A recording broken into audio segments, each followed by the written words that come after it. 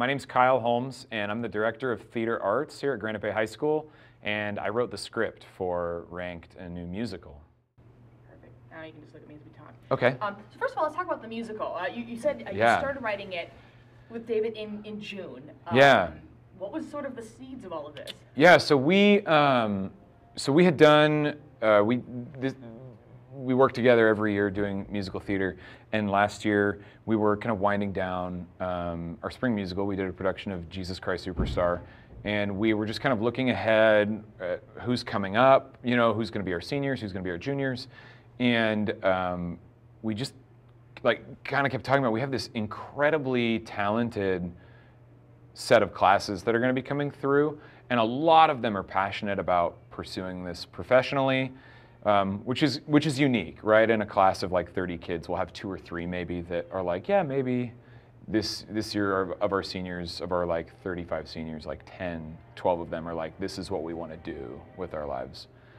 And so we had written together before doing that project, Boxed Up the Musical at the Warehouse Artist Lofts, and we really loved writing together, and we kind of said, we'll write together again, we just kind of need to wait for like the right project. And so as we kind of did what every theater teacher does, where they go, okay, like who's my pool of kids, who's probably going to audition, who isn't going to audition, what's going to happen, and then we go and you look at the musical like list, archive, catalog, we just really couldn't find anything that we loved, that we could get excited about, that all these things. And so we said, maybe this is the time, like maybe this is when we sit down and start writing. And so we started kicking ideas back and forth, and really quickly we had kind of settled on this idea of doing something about schools. Obviously, like being a teacher, I see it every day, and David's here a lot in the spring, and we just really knew that, hey, like this is a story that no one's really telling right now, about what's going on in our schools right now, about this like mental, emotional health of our students. And the stakes, and that was what was really crazy for us as we started like looking at different, okay, well, like let's go like find some source material. The teachers in Atlanta that fabricated all the standardized test results for pay increases, the school district in Washington D.C. that was graduating like 1/3 of their students that didn't meet graduation requirements, right? There's a school in China that David came across that was piloting a point bank system where the highest achieving students, if they scored like a 78 on their test, they could borrow 2 points from the bank to make it an 80, but then they had to pay that back with interest before they could graduate. And you had students like defaulting, obviously, and stuff like that. But we just kind of got to this place where we were like, why are the stakes so high that people are willing to break laws and commit crimes for something that should be such a public service, something that's designed to be a public good for everyone on the adult side? And then it's, you know, on the kids side, it's like, why do students feel like they have to cheat? Why do students feel like they have to lie? Why do students feel like they have to get 3 hours of sleep every night so that they can be prepared and take 6 AP classes? And like, so we kind of just put all those pieces together and said, this is the story we need to tell, and now how do we do it? So. Yeah, and you clearly put your finger on something that was boiling and bubbling and then exploded to the surface this a month ago, you know? Well, so we wrote a song and we premiered it at like a fundraiser last spring, and we said, hey, we're going to write the musical next year. Gasps in the crowd, and then we were like, hang on, like don't, you know, write to the principal yet, like whatever.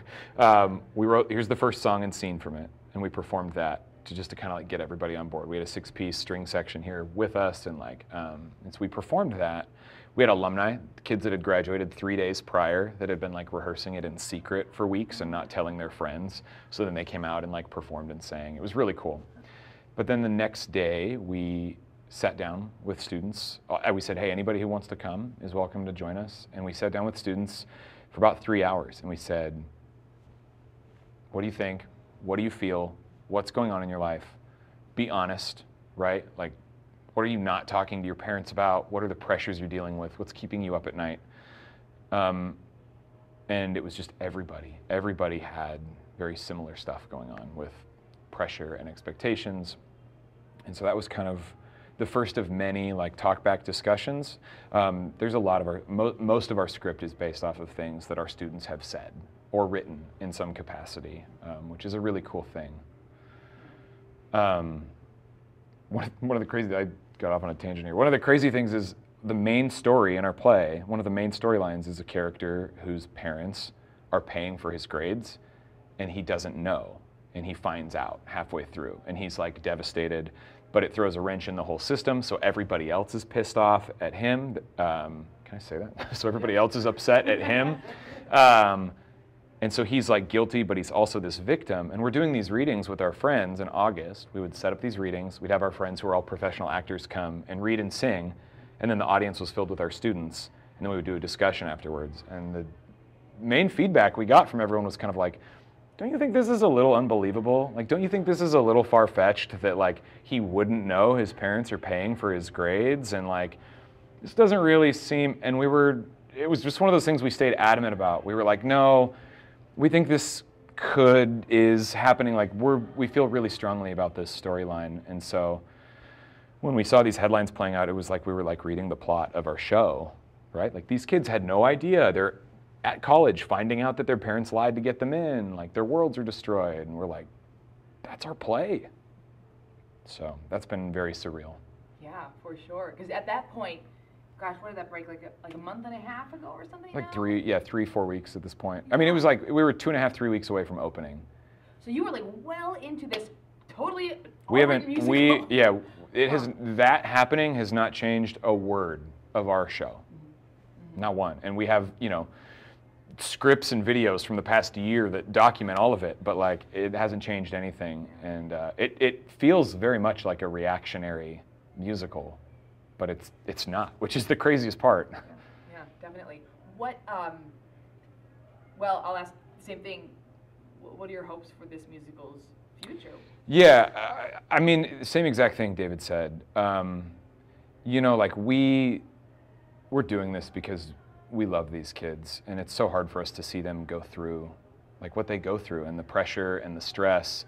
And we haven't really talked about, in our show we don't talk about it, but like there is correlations of depression and anxiety and teen suicide, right? When you look at everything that has gone on in Palo Alto and the high schools out there in the past few years, like this is a very real problem, and it is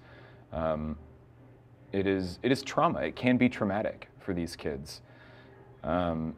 And so we really wanted to give them a voice and do it in a very serious way that says, hey, we hear you, and we're not gonna diminish what you're saying because you're 17, kind of like what you guys had said earlier, like this idea that like, oh yeah, I was in high school too, it's hard. Like, we don't want to do that because what they're experiencing is very real to them, and it is very hard, and it is very formative, and it's very difficult, and we want to be able to give them a voice where they can put that out into the world and say, hey, like this is my story and this is my life, and hopefully use that as a gateway to kind of as an entry point into having some of these conversations with their parents, with their teachers, with their administrators, right? So that we can start having this conversation in a really real way that can hopefully lead to at least things getting better, right? It's a really big ship that we're not going to turn around.